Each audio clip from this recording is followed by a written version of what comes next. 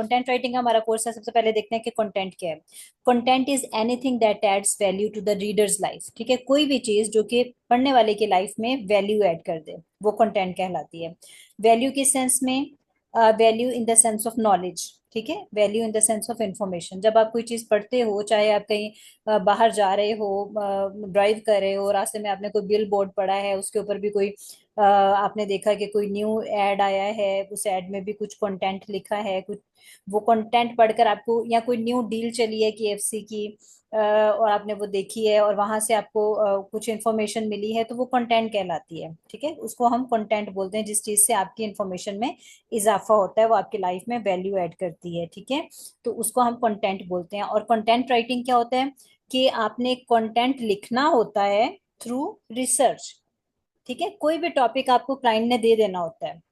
अब जो टॉपिक आपको, जैसे मैंने आपको बताया कि मुझे उसने टॉपिक दे दिया, मेरे फर्स्ट क्लाइंट ने AI के ऊपर, आर्टिफिशियल इंटेलिजेंस पे। ठीक है, अब वो कोई भी टॉपिक आपको दे सकता है क्लाइंट, किसी भी फील्ड से रेलेवेंट आपको टॉपिक दे देगा। ठीक है, और आपने उस पर कंटेंट लिखना है। अब आपने क्या करना होता है कि जाहिर बात है आपके पास तो किसी भी फील्ड से रेलेवेंट नॉलेज नहीं होगा ना, हर एक का बैकग्राउंड अलग अलग होगा। ठीक है, कोई बिल्कुल सिंपल बैकग्राउंड होगा, किसी ने फिर भी कुछ कोई मास्टर्स किया होगा, कोई स्पेशल डिग्री होगी। तो उसमें कोई ऐसा मसला नहीं होता। अगर आपको किसी भी फील्ड से रेलेवेंट आपको टॉपिक मिल गया है, क्लाइंट ने टॉपिक दे दिया है, आप उस पर लिख सकते हो, क्योंकि सारे का सारा डाटा इंटरनेट पर मौजूद है। आपने इंटरनेट से ही डाटा कलेक्ट करना है। बेसिकली मेन चीज जो है वो आपकी रिसर्च है, आप किस तरीके से इंटरनेट से डाटा कलेक्ट करते हो। ठीक है, और उस डाटे को फिर आपने अपनी वर्डिंग में लिख देना होता है। डाटा को एज इट इज नहीं कि आपने इंटरनेट से किसी को भी आर्टिकल को खोला, वहां से कॉपी किया, पेस्ट किया और चलो अपना आर्टिकल बना दिया, ऐसे नहीं होता। ठीक है, आपने लेना डाटा सारा इंटरनेट से है, उसको पढ़ के अपने थॉट्स क्लियर करने हैं, लेकिन फिर उसको लिखना अपनी वर्डिंग में होता है।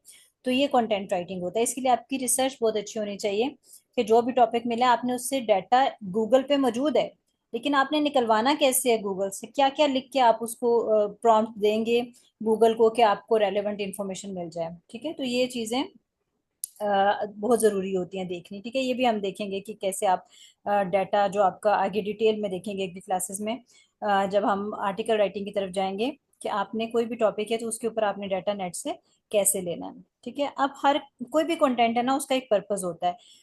या तो इंफॉर्मेशनल पर्पस होता है या सेल्स पर्पस होता है। ठीक है, अब इंफॉर्मेशनल पर्पस क्या है? देखिए, जो कंटेंट राइटिंग है ना, हमारा ये जो कोर्स भी है, इसमें भी आप दो तरह की देखेंगे कंटेंट राइटिंग। एक है आर्टिकल राइटिंग और दूसरी है प्रोडक्ट राइटिंग।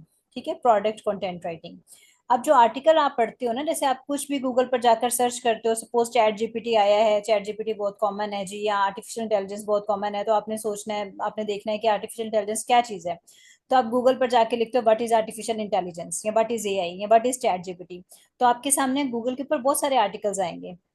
उनमें से किसी भी आर्टिकल को आप खोलोगे तो वहां से आपको क्या मिलेगा? इंफॉर्मेशन मिलेगी। तो वो कंटेंट इंफॉर्मेशनल है, जो कि गूगल के ऊपर पड़ा हुआ है। ठीक है, वो इंफॉर्मेशनल कंटेंट है। कुछ कंटेंट होता है जिसका पर्पस सेल्स होता है। जैसे आप Amazon पर चले जाओ, दराज पे चले जाओ, आप वहां पर कोई भी प्रोडक्ट सर्च करते हो। जैसे सपोज मैं यहाँ पर देखती हूँ, Amazon निकाल लेते हैं यहाँ से।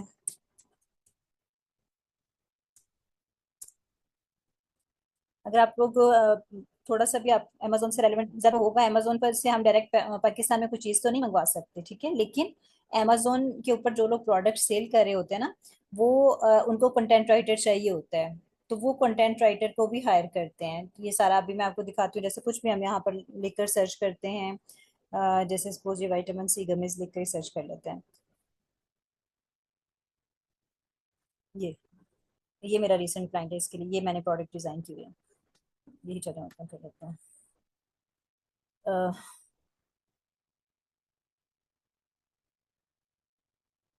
ये अभी क्लाइंट ने जो है वो प्रोडक्ट लॉन्च की है, अभी कुछ दिन हुए हैं, और डिज़ाइन किए हैं।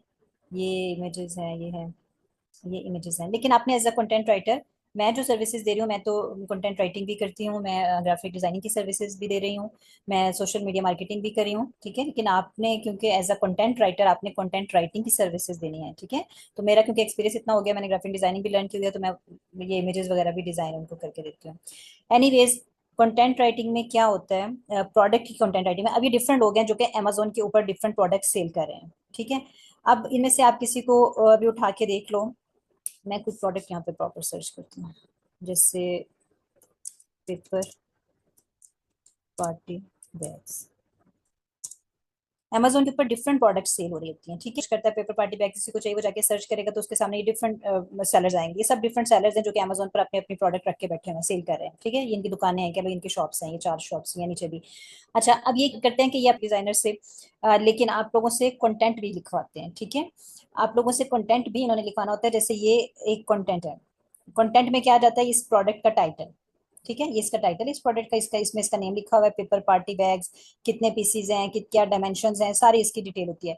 ये कंटेंट में टाइटल आ जाता है, फिर इस प्रोडक्ट के फीचर्स आ जाते हैं। 5 फीचर्स आपने देने होते हैं, टाइटल लिखना होता है, 5 फीचर्स डिस्क्राइब करने होते हैं, उनमें प्रोडक्ट के क्या क्या फायदे हैं, यूजेस बता देते हो आप, ठीक है, उसके फीचर्स बता देते हो। और तीसरी चीज जो आपने लिख के देनी होती है वो ये होती है प्रोडक्ट डिस्क्रिप्शन, ठीक है। ये चीज, ये 3 चीजें आपने लिख के देनी होती हैं प्रोडक्ट के बारे में, प्रोडक्ट कंटेंट राइटिंग में, ठीक है। तो अब ये जो कंटेंट आप लिख के देते हो, इस कंटेंट का पर्पस क्या होता है, क्लाइंट के माइंड में क्या पर्पस होता है ये कंटेंट लिखवाने का, ताकि उसकी प्रोडक्ट की सेल हो सके अच्छी। जितना अच्छा आप कंटेंट लिख के दोगे ना, उतने ही चांसेस हैं कि इसकी प्रोडक्ट फर्स्ट पेज पर रैंक हो जाएगी, ठीक है। क्योंकि जब से देखें, अगर मैं सपोज यहाँ गूगल पर जाती हूँ और गूगल पर जाके मैं लिखती हूँ robot dogs, pros and cons, फायदे और नुकसान, ठीक है। सपोज मुझे चाहिए आर्टिकल रोबोडॉग्स के ऊपर, ठीक है। मैंने लिखा रोबोडॉग्स प्रोज एंड कॉन्स, मैं समझना चाहती हूँ रोबोडॉग्स क्या है, उनके फायदे नुकसान क्या है, या मैं कोई रोबोडॉग खरीदना चाहती थी, मैंने पहले रिसर्च करने के लिए सर्च किया कि रोबोडॉग्स क्या है, फायदे नुकसान। अरे आर्टिकल फर्स्ट पेज पर नहीं होते, कुछ आर्टिकल्स फर्स्ट पेज पर होते हैं, उसके बाद आप नीचे जाते हो तो कुछ आर्टिकल्स सेकंड पेज पर भी होते हैं, कुछ थर्ड पर भी होते हैं। अब जो फर्स्ट पेज वाले जो आर्टिकल्स है ना, वो बेस्ट आर्टिकल्स होते हैं। इस कीवर्ड के ऊपर या इस टॉपिक के ऊपर हजारों लाखों लोगों ने लिखा होगा, ठीक है। गूगल क्या करता है कि गूगल निकालता है उन आर्टिकल्स को जो कि बेस्ट आर्टिकल्स हैं, जो कि प्रॉपरली लिखे गए हैं, proper search engine optimized articles हैं, और उन आर्टिकल्स को फर्स्ट पेज पर रैंक करता है, ठीक है। उसके बाद जो उससे जरा हल्के होते हैं वो सेकंड पेज पर, जो उससे हल्के हैं वो थर्ड पेज पर। तो जितना अच्छा आपने कंटेंट लिखा होगा, उतने ही चांसेस हैं कि आपका आर्टिकल फर्स्ट पेज पर रैंक होगा, ठीक है। अब अगर आपने आर्टिकल अच्छा लिखा, आपका आर्टिकल फर्स्ट पेज पर रैंक हुआ, तो जारी बात है फर्स्ट पेज पर रैंक होगा तो क्लिक ज्यादा मिलेंगे ना इसको। कोई भी बंदा कोई रिसर्च करने जाता है, कुछ भी, मैंने जैसे मैंने यहाँ जाकर सर्च किया है, कुछ लिखा है, सर्च किया है, तो 90% चांसेस है कि मैं फर्स्ट पेज से ही किसी आर्टिकल को खोलूंगी और उसको पढ़ूंगी, क्योंकि ये बेस्ट आर्टिकल जो मेरे सामने सबसे पहले ये विजिबल हुए हैं, तो मैं इनमें से कोई आर्टिकल खोल के देख लूंगी। बहुत कम चांस है कि मैं सेकंड पेज पर भी जाऊँ, अगर मुझे फर्स्ट पेज से नहीं कोई पसंद आता फिर मैं सेकंड पे जाऊँ, फिर मैं थर्ड पे जाऊँ। तो क्या है कि जितना अच्छा आप कंटेंट लिखोगे, उतना ही अच्छा वो कंटेंट रैंक होगा, और उतने ही चांसेस हैं कि वो कंटेंट को क्लिक ज्यादा मिलेंगे, ठीक है। तो जैसे जब आपके कंटेंट को क्लिक ज्यादा मिलते हैं ना, ज्यादा लोग पढ़ते हैं, फर्स्ट पेज वाले कंटेंट आर्टिकल्स को सबसे ज्यादा क्लिक्स मिलेंगे। कोई भी सर्च करेगा ये आर्टिकल्स आएंगे, तो सबसे ज्यादा चांसेस ये हैं कि इस पेज से ही किसी आर्टिकल को क्लिक्स मिलेंगे। तो जितने ज्यादा क्लिक्स मिलेंगे, उतनी ही वो वेबसाइट मजीद रैंक होती है, उतना ही वो आर्टिकल भी, अगर ये चौथे नंबर पे है ना, इसको ज्यादा क्लिक्स मैंने ये फर्स्ट पे भी आ सकता है। अगर कोई 10वें पे उसको क्लिक ज्यादा मिल गया, वो सेकंड पे भी आ सकता है, फर्स्ट पे भी आ सकता है, ठीक है। तो बेसिकली करना क्या होता है कि आपने अच्छा सा कंटेंट लिखना होता है, ताकि आपका आर्टिकल अच्छे से रैंक हो, अच्छा सा रैंक होगा, फर्स्ट पेज पर रैंक हो जाए, सेकंड थर्ड फोर्थ, ये शुरू के जो 5 पेजेस होते हैं वो अच्छे पेजेस कंसिडर होते हैं। इन पेजेस पर रैंक हो जाता है तो चांसेस ज्यादा है कि ज्यादा लोग उनको पढ़ेंगे, उनको क्लिक्स मिलेंगे, उनको ज्यादा लोग पढ़ेंगे, तो वो वेबसाइट जो है उसकी उसकी रैंकिंग इंप्रूव होगी। और आपके क्लाइंट, आपकी ये वेबसाइट किसकी होती है, ये वेबसाइट आपके क्लाइंट की होती है जो कि आपको हायर करता है, ठीक है। उसके पास एक वेबसाइट होती है, लेकिन उसके उसको कंटेंट नहीं लिखना आता, तो वो आपको हायर करता है, एक फ्रीलांसर को हायर करता है कि मुझे, क्योंकि कोई भी वेबसाइट है ना, वो कंटेंट के बगैर तो नहीं चलेगी, ठीक है, वो रैंक नहीं होती। तो वो एक क्या करता है कि एक फ्रीलांसर को हायर करता है, कंटेंट राइटर को हायर करके, मुझे आप ये मेरा टॉपिक पे मुझे आर्टिकल लिख दो, आर्टिकल लिख के अपनी वेबसाइट पे पब्लिश कर दिया जाएगा।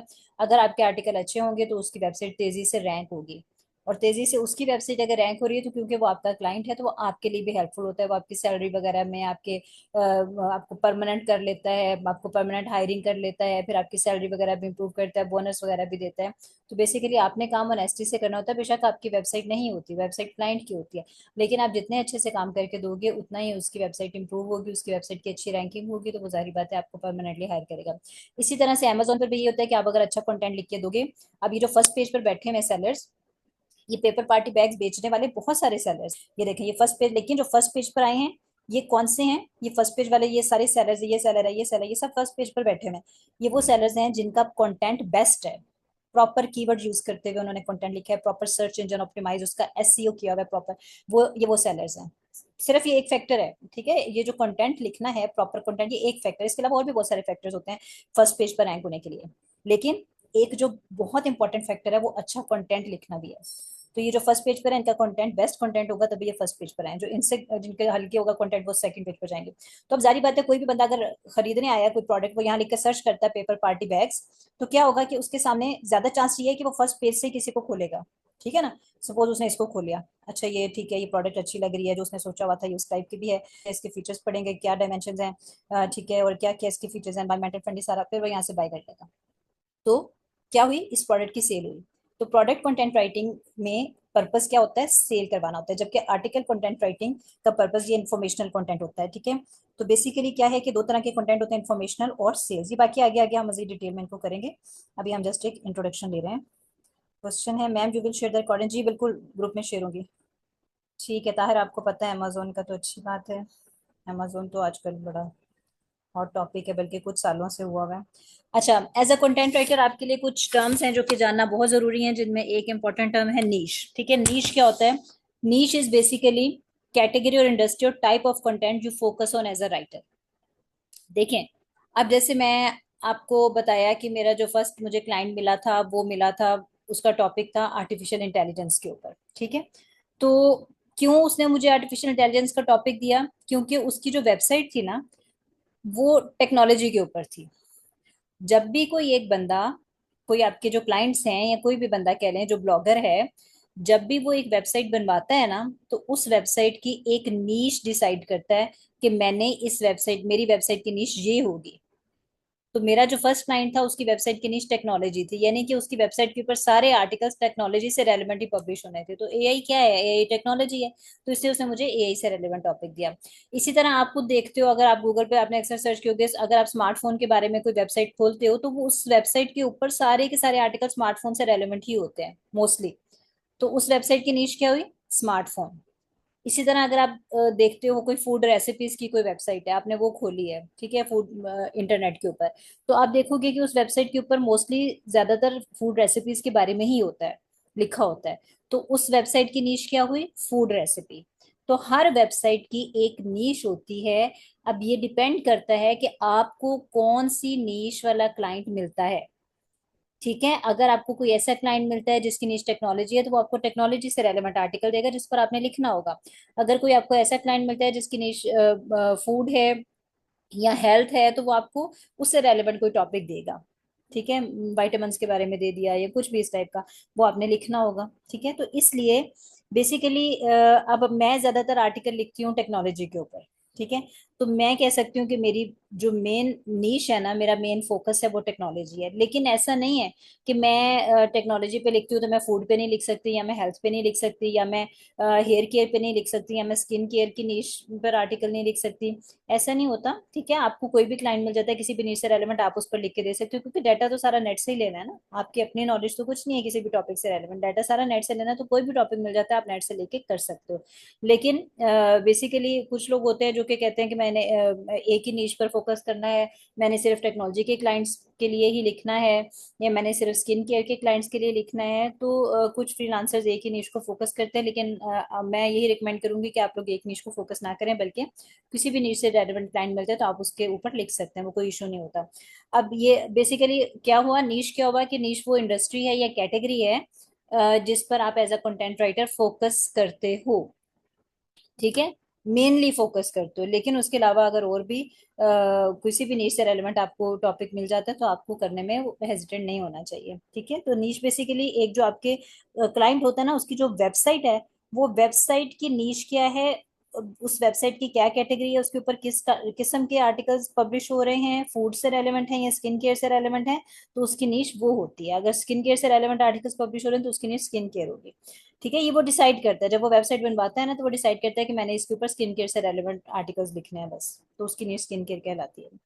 एग्जाम्पल्स क्या हैं, सपोज हेल्थ एंड फिटनेस भी एक नीश है। अगर अगर आपके क्लाइंट की नीश हेल्थ एंड फिटनेस है, तो वो आपको किस किस्म की टॉपिक दे सकता है लिखने के लिए, वो आपको योगा रूटीन का टॉपिक दे सकता है, वर्कआउट्स का दे सकता है, ओबेसिटी का दे सकता है, ठीक है, सप्लीमेंट्स वगैरह का दे सकता है।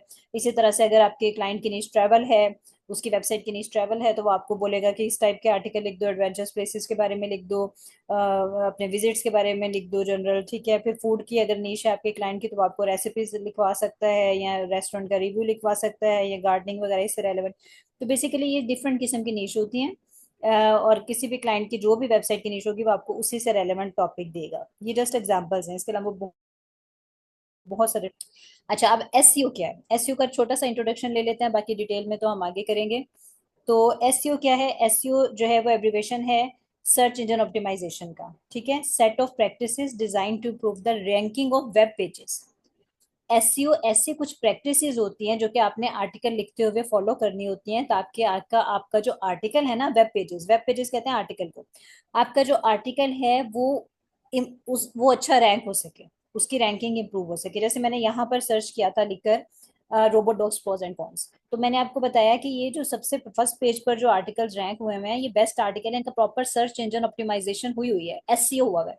एसईओ क्या है? एसईओ की क्या प्रैक्टिसेस है जो कि हमने आर्टिकल लिखते हुए फॉलो करनी होती हैं, वो जब हम आर्टिकल की तरफ जाएंगे उसमें मैं साथ साथ आपको एसईओ की प्रैक्टिसेस बताऊंगी, ठीक है। तो उसमें वो अभी फिलहाल हम जस्ट देख रहे हैं कि एसईओ है क्या चीज, डिटेल में हम आगे करेंगे, ठीक है। तो ये जो फर्स्ट पेज पर रैंक हुए हैं इनका प्रॉपर एसईओ आर्टिकल लिखते हुए इनका एसईओ किया गया है, तो ये फर्स्ट पेज पर रैंक हुए हैं। तो एसईओ जो बेसिकली कुछ प्रैक्टिसेस होती हैं जिनको फॉलो करके आप अपने कंटेंट की या अपने वेब पेजेस की रैंकिंग इंप्रूव करते हो, रैंकिंग अच्छी होती है। अगर आपने प्रॉपर एसईओ किया तो आपकी रैंकिंग अच्छी होगी। अच्छा, अब सर्प क्या है? सर्प है सर्च इंजन रिजल्ट पेज। किसका एब्रिवेशन है ये? Search engine result page. आज सर्च इंजन क्या है? गूगल एक सर्च इंजन है। कोई भी ऐसा सॉफ्टवेयर जिसके ऊपर जाकर आप कुछ सर्च करते हो वो सर्च इंजन कहलाता है। ये गूगल पर जाकर मैंने ये सर्च किया ना, तो गूगल क्या है? सर्च इंजन है। इसी तरह बिंग भी एक सर्च इंजन है। कुछ लोग बिंग पे जाके सर्च करते हैं, कुछ लोग याहू पे जाके सर्च करते हैं, याहू पे एक सर्च इंजन है, ठीक है। अमेजोन भी एक सर्च इंजन है, अमेजोन पर जाके लोग प्रोडक्ट सर्च करते हैं। दराज एक सर्च इंजन है। तो सर्च इंजन बेसिकली ऐसे सॉफ्टवेयर होते हैं जिन पर जाकर आप कुछ सर्च करते हो। तो सर्प क्या है? सर्प है search engine result page. Search engine का रिजल्ट पेज, यानी मैंने यहाँ जाके सर्च किया robot dogs pros and cons, तो मेरे सामने ये रिजल्ट पेज आया, ये रिजल्ट पेज है। इसने मुझे जो रिजल्ट शो किए गूगल ने वो ये है। तो ये क्या कहलाएगा? ये सर्च इंजन रिजल्ट पेज कहलाएगा। ये पूरा पेज क्या है? Search engine result page. इसी तरह ये सारे जो पेजेस हैं गूगल के ऊपर जो आ रहे हैं ये सारे सर्च इंजन रिजल्ट पेजेस हैं, ठीक है। सर्च इंजन के ऊपर जाकर आप कुछ लिखकर सर्च करते हो तो जो आपके सामने पेजेस आते हैं वो क्या कहलाते हैं? सर्च इंजन रिजल्ट पेजेस हैं। अच्छा, अब तीसरी चीज है कीवर्ड। कीवर्ड क्या है? It is a word phrase that describes the content on your web page या आर्टिकल, ठीक है। जो आपका आर्टिकल किस बारे में है वो कीवर्ड कहलाता है। जैसे देखिए यहाँ मैंने रोबोट डॉग्स लिखकर सर्च किया, ठीक है। अब इनमें से अगर मैं कोई एक आर्टिकल खोल लेती हूँ, चलिए मैं अपना ही आर्टिकल खोलती हूँ।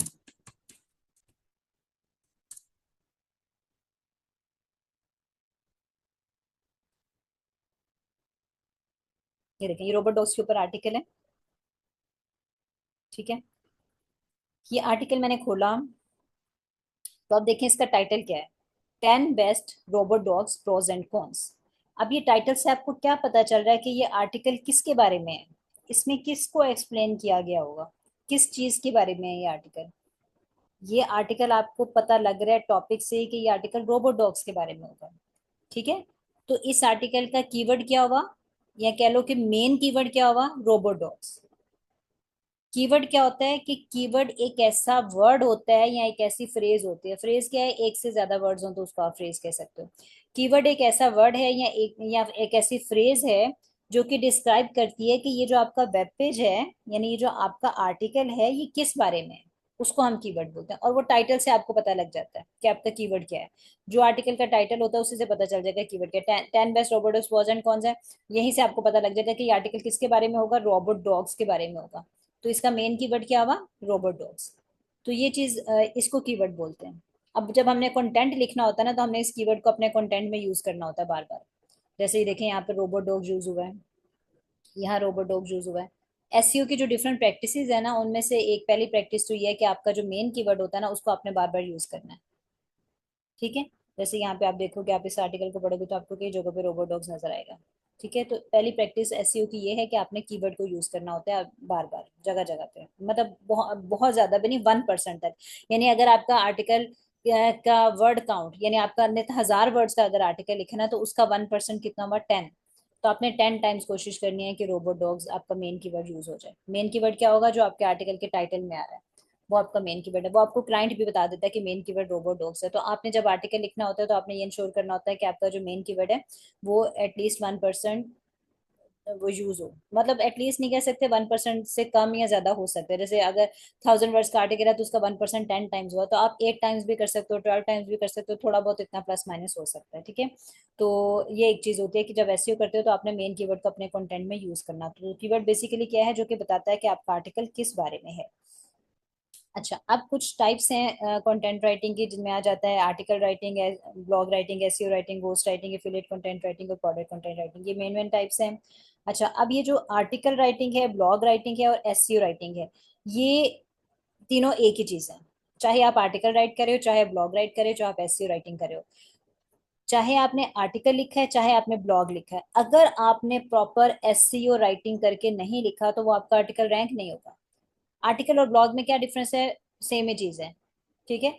आर्टिकल जो है वो थोड़ा लॉन्ग फॉर्म में होता है, एटलीस्ट 1000 वर्ड्स का आर्टिकल आप कह लो कि 1000 वर्ड्स तक स्टैंडर्ड साइज होता है। ब्लॉग जो होता है वो 200 वर्ड का भी हो सकता है, छोटी छोटी सी पोस्ट भी उनको ब्लॉग बोलते हैं, छोटी सी अगर आपने पोस्ट लिख दिया तो वो ब्लॉग है। लेकिन चाहे आप ब्लॉग लिख रहे हो, शॉर्ट फॉर्म में कंटेंट लिख रहे हो, लॉन्ग फॉर्म में कंटेंट लिख रहे हो, अगर आपने उसका प्रॉपर एसईओ नहीं किया, यानी सर्च इंजन ऑप्टिमाइजेशन की प्रैक्टिसेस फॉलो नहीं की, तो आपका कंटेंट रैंक नहीं होगा। तो इसलिए ये तीनों को आप इकट्ठा ही कंसिडर करो, ठीक है। अब अच्छा, ये ना 3 मिनट्स रह गए हैं ये जूम सेशन खत्म होने में। उसके बाद जो मैंने आपको लिंक भेजा हुआ है, उसी लिंक से आपने दोबारा ज्वाइन करना है, ठीक है। उसी लिंक से दोबारा ज्वाइन करेंगे, अभी हमारी क्लास खत्म नहीं हुई। लेकिन ये सेशन क्योंकि 40 मिनट्स का होता है, 40 मिनट्स के बाद ये खत्म हो जाता है, सेशन क्लोज हो जाता है। अच्छा, एसईओ राइटिंग या आर्टिकल राइटिंग या ब्लॉग राइटिंग क्या है? It is mainly about composing text using specific keywords to get your articles or web pages ranked as high as possible in the result pages of search engine। आपने text यानी content लिखना है जिसमें आपने specific keyword use करने हैं, mainly ये चीज है। और भी एसईओ की और भी बहुत सारी प्रैक्टिस हम आगे देखेंगे, लेकिन मेनली कीवर्ड्स की यूटिलाइजेशन है। आपने कीवर्ड्स को यूज करते हुए कंटेंट लिखना होता है ताकि आपका कंटेंट रैंक हो सके, ठीक है। जैसे ये एक आर्टिकल है, चलो इसी को, ये जो मैंने खोला हुआ था ये देख लें। देखें, ये एक आर्टिकल है, इसमें मैंने आपको बताया कि आपका मेन कीवर्ड क्या है, रोबोट डॉग्स है। तो आप देखोगे कि रोबोट डॉग्स आपने कई जगह पर यूज किया होगा, मेन कीवर्ड को आपने काफी दफा यूज करना है। लेकिन सिर्फ मेन कीवर्ड ही एक कीवर्ड नहीं होता। एक आर्टिकल के अंदर आपने मेन कीवर्ड के साथ साथ कुछ सेकेंडरी कीवर्ड्स होते हैं, कुछ रेलेवेंट कीवर्ड्स होते हैं, वो भी यूज करने होते हैं। जैसे कि देखें, रोबोट डॉग्स है, ये तो मेन कीवर्ड हो गया, क्लाइंट भी आपको बता देगा कि आपका मेन कीवर्ड रोबोट हो गया। अब इससे रेलेवेंट कीवर्ड्स क्या है? जैसे देखो, अगर एक एग्जांपल लेती हूँ मैं, सिंपल से एग्जांपल देती हूँ। अगर आपने आर्टिकल लिखना है how to cook egg fried rice, suppose आपके क्लाइंट की फूड रेसिपीज की एक वेबसाइट है, उसने आपको टॉपिक दिया how to cook egg fried rice, इसके ऊपर आर्टिकल लिख दो, ठीक है, रेसिपी लिख दो या जो भी है। अब आपने अगर उसके ऊपर आर्टिकल लिख रहे हो how to cook egg fried rice, तो अब आपको पता है कि गूगल को भी पता है, गूगल का जो एक सॉफ्टवेयर होता है ना, उसके अंदर चीजें डाटा सेव है, वो ह्यूमन बीइंग तो है नहीं, वो कैसे आपके आर्टिकल को जज करके उसको रैंक कर सकता है?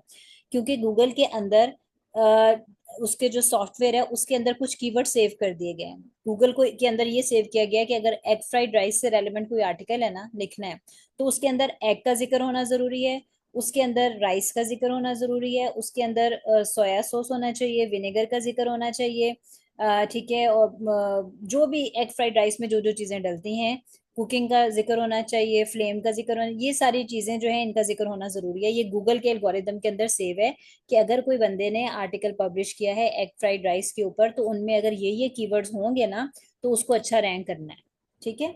तो गूगल उस बेस पे एनालाइज करता है। तो आपने क्या करना होता है कि जिस भी टॉपिक से रेलेवेंट आप आर्टिकल लिख रहे हैं, उसमें जो भी टॉपिक पर लिख रहे हैं ना, आपने उस टॉपिक का मेन कीवर्ड तो यूज करना ही करना है। यानी एग फ्राइड राइस है main keyword, how to cook egg fried rice आपका आर्टिकल का टॉपिक है, तो उसके अंदर मेन कीवर्ड आपका क्या है जो टॉपिक के अंदर आ रहा है, egg fried rice. Egg fried rice को तो आपने अपने कंटेंट में यूज करना ही करना है, लेकिन उसके साथ साथ उससे जो रेलेवेंट कीवर्ड है, यानी कि vinegar, soya sauce, chilli sauce, ये चीजें भी यूज करना जरूरी है। तो सिर्फ मेन कीवर्ड यूज नहीं करना, बल्कि रेलेवेंट कीवर्ड भी यूज करने होते हैं। अब इस आर्टिकल में कौन से रेलेवेंट कीवर्ड है वो मैं आपको दिखाती हूँ। टाइम खत्म हो रहा है, दोबारा से आप लोग उसी लिंक से